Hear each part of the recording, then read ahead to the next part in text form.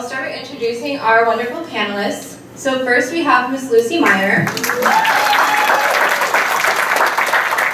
They were calling that classroom a MR classroom, a classroom for mentally retarded children. And I literally stood up and went to the teacher myself in 7th or 8th grade and said, "That is not okay.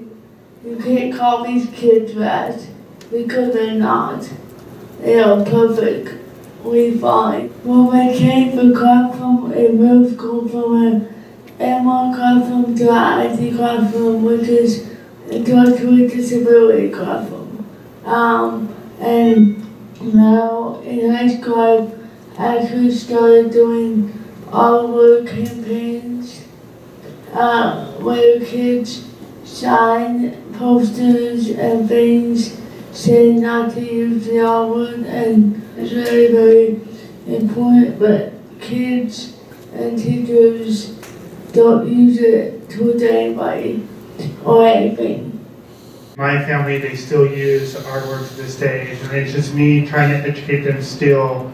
My sister still says it occasionally, but they get my nephew and nieces who are like 20, 21 years old that finally realized after 8 years of saying that word, they now stopped using it. When you disparage African Americans or Jewish or gay and lesbian communities, there is a consequence, there's a price, there's a tax.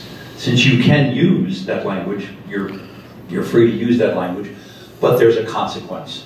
There is zero consequence when you disparage the special needs community. And that's been my mandate, and that's what I've taken on. Now, until recently, the R word was actually part of the medical journals and part of, it was a medical term, and it has been since removed. So it has no medical application anymore anyways. I coach a group of high school aged athletes, so there's a lot of language that goes on in there that I have to unfortunately just be a part of listening to and also educating about on a daily basis. Typically we're in a group of about maybe 10 to 15, and then there's, you know, I'm catching something or it's rather out loud or obvious, and then I just take a second and I turn around and I go, "Hey Jeffrey, we gotta call in, guys, so let's huddle up for a second." And then we kind of gather around a little bit of a circle, and I do my boring kind of old man speech of like, you know, this is not particularly right. Kids in my middle school sometimes would say it in class, and I wasn't scared. I just turned around and told them not to say it. And they looked at me like I was a little bit crazy. I really know what I'm talking about. I really never thought I would hear this word from a special needs coach.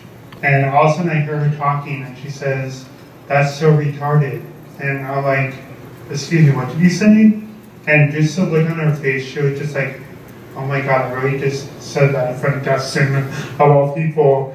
And I just reeled her, and I felt really bad at the time, like me lecturing her going, "How dare you say that in front of me," all this stuff.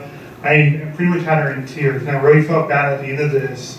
But then a week later, she came up and go, "I want to thank you for grilling me like that, because now it's like nails on a chalkboard to me anytime I hear that, and I stand up for it at school, at home, and in the community now." So just to see that small impact, no matter how hard you grill somebody about this word, it can make a difference.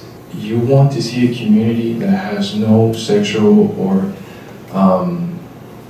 racial boundaries. This is it.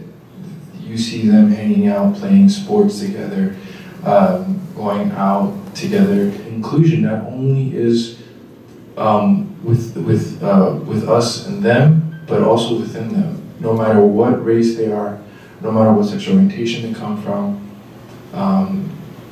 it's a constant reminder of how we can get along and how simple love can be. They literally took all the athletes on a boat at night, and we danced and we ate on the boat. It was amazing. And I started dancing on the boat. And the adults are like, stop, be careful. And I'm like, why? I thought, and they're like, no, you have to be careful because we have to watch you. And I'm like, no, you don't. I'm good. You find out, oh my God, this is not the first child born with Down syndrome, and are we going to go down a sign language path, or are we going to really try to have language like Lucy's, which is just the most astonishing. Your language overwhelms me. Your capacity for language, I'm so jealous, I can't even tell you. You are so amazing. Recently, I went to this one school.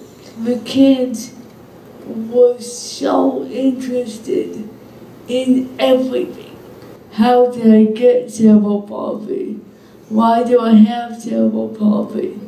What kind of machine would I like to help me with my cerebral palsy? I thought they were incredible questions. Kids want to know everything. Thank you, Special Olympics and Best Buddies at UCLA for putting on this forum. Everybody get home safely, and I look forward to seeing you all next year at the same event.